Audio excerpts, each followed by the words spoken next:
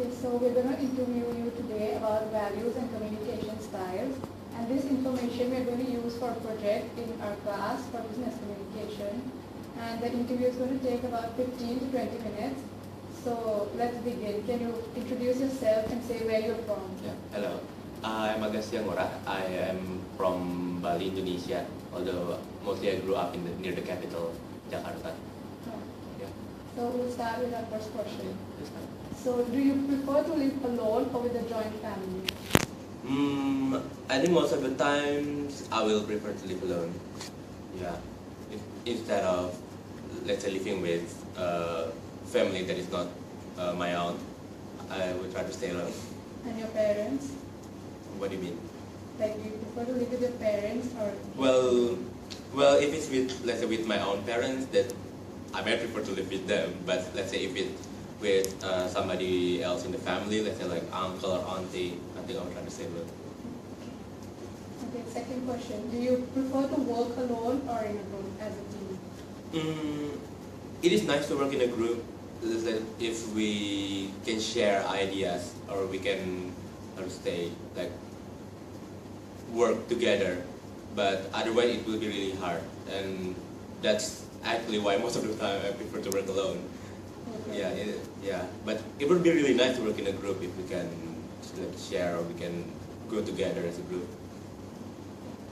So, and do you feel that both male and female individuals have the same capabilities to do different kind of jobs? I think so, especially in the intelligence world. I mean, for a position that maybe that doesn't require much physical activity, I think both men and women are equal. But yeah, maybe when in terms of when it comes to physical job, maybe men are more or stronger than women. But it also depends because there are also some women who are stronger than men. Yeah, but for physical work, I think men are stronger. What do you prefer, a predictable future or you hope that life would surprise you, and why? Sorry, can you repeat it? What do you prefer, a predictable future or you hope that life would surprise you, and why? Predictable future or life will surprise me. I kind of like the second one actually. Yeah, that life will surprise me. And why? Why is that? Because life will surprise me. Or maybe I just want to live it like my life is exciting. Yeah, instead of, let's say, planning too much, and then yeah, maybe I will be disappointed if I already made a very good plan towards my goal, but then the plan is disrupted in the middle. So yeah, I always build my life to surprise me. Does your family control your life or do they let you make your own decisions? Mostly I make my own decision, but my parents will, let's say, guide me in making decisions. And do they like force you to accept their decision? Most of the time, yeah, actually. Yeah, but I think now as I grow up, I prefer to to make my decision alone and try not to listen to anyone else. And do you believe that equality amongst workers, like in a job or something? Equality. Equality treated equal. In terms of what? Equal. Just in the workplace, all workers should be treated equal. Yeah, it should be treated equal, but I think it should be treated like what kind of job they are working. Yeah, so it depends. We cannot give like, let's say, someone who clean up the room, like let's say 500 baht per day, but then the teacher also 500 baht per day. It's not equal in that kind of sense. You know what I mean? Yeah. So according to you, how important do you think education is, and to what level do you think a person should study? I think basic education is really important, but whether they have to go until, let's say, until higher level like university, I think it depends on the person itself. I mean, I always think that if that person can already arrange their own life, or they already know what to do with their life, I think they may not have to go to university. But let's say but I think most of the time we don't know what our life is going to be. So if that's the case, going to university is the best way, because you will be prepared for your future career.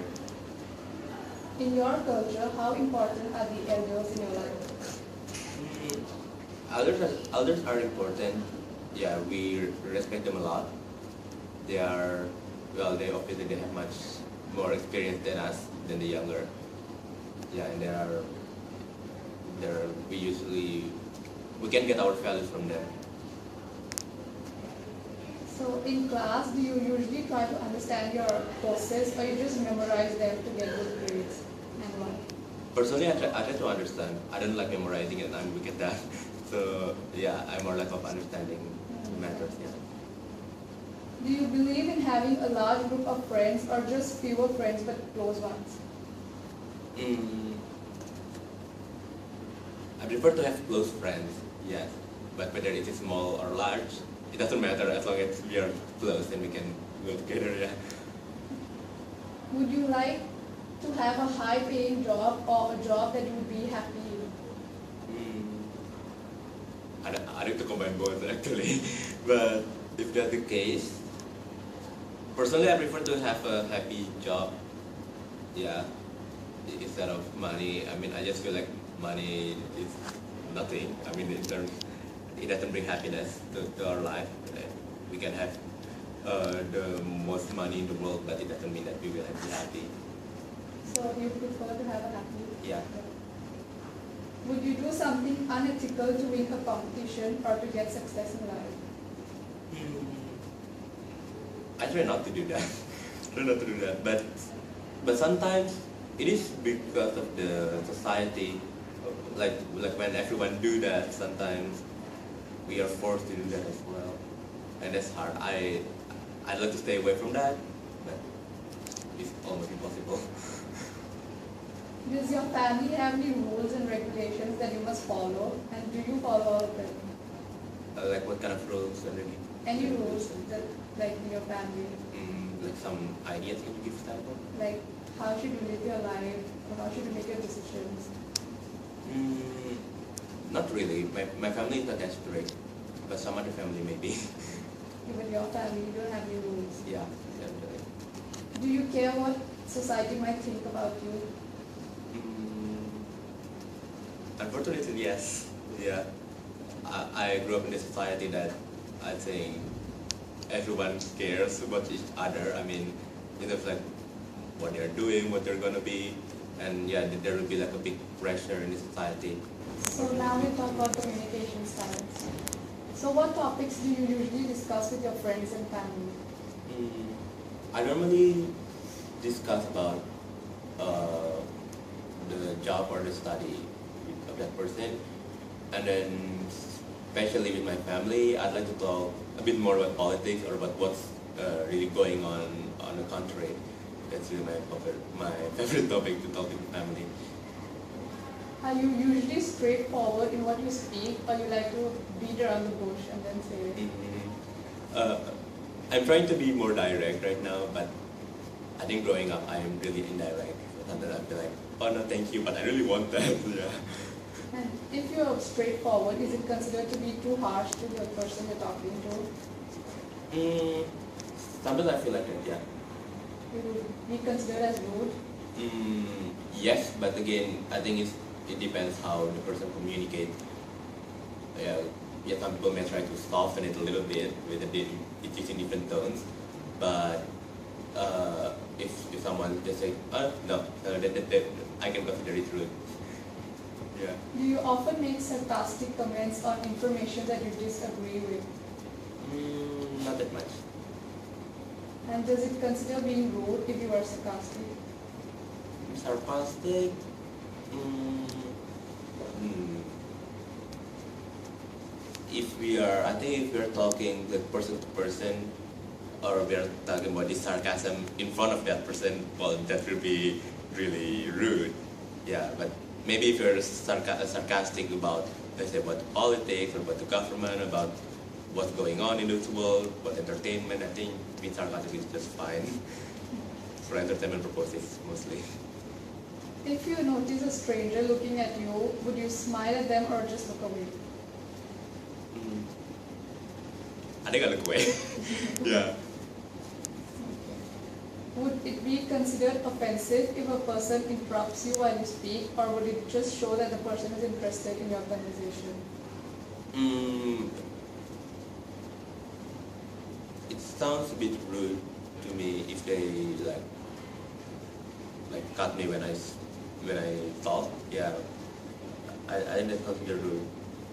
I prefer someone, like if they want to talk or if they want to share idea, let the person finish the speak first, and then they follow up conversation. So how much difference do you think is there when you talk to your family and friends? How much difference? When you talk to your family and friends, how is it different from each other? So between when I talk to family and when I talk to friends, like how different is it? Yeah, it's different. I think I am very close to my family members, so sometimes and we have so many like internal jokes that no one else will understand after the family. So yeah, we can be like very silly, but we can also be like extremely serious. But with friends, I may do the same with the very close friends, but with the regular friends or acquaintances, I cannot do like that. I just talk about regular, like, how are you? But yeah, about something general, something generic, not really, yeah, go to the extreme. So to what extent would you disagree with the person to support your point of view? To what extent? To what extent would you disagree with a person to support your point of view? And is it considered to be impolite if you just continue arguing with them? No, I kind of like, let's say, debating about when there are two sides of view. I think that's really nice to, I'd say, like if someone can disagree with me as well, because I think that's very valuable feedback as well. Because I don't know, I might be wrong as well, and they might be right or they may be wrong. So we can share and we will find what's in the middle. I think that's good. Do you speak in a different manner with a person of the opposite gender, and why is that? I think yeah. I think when I speak to girls and when I speak to boys, I think differently. I don't really know why. Maybe because of the nature. I think especially for girls, they don't really like to, let's say, if I'm being too serious when I speak or when I'm being too flat. So yeah, sometimes they want me to speak more with dynamics, you know, yeah, and more lively. Yeah. So is the feedback required from another person to show interest in what you're speaking? Yeah, really. Yeah, How it's important? really important. How important is it? Well, it's important. I mean, when I speak something and then if, how to say, like the other friends, they don't give me feedback, then what's the point of me speaking then? If let's say, well, at least just show a sign that they listen to me. Yeah, it's not really like a feedback that whatever I said then they have to respond. No, sometimes just a little nod. It's okay. Yeah. So that is the last question for our interview. So Thank you so much. Yeah, thank you so much.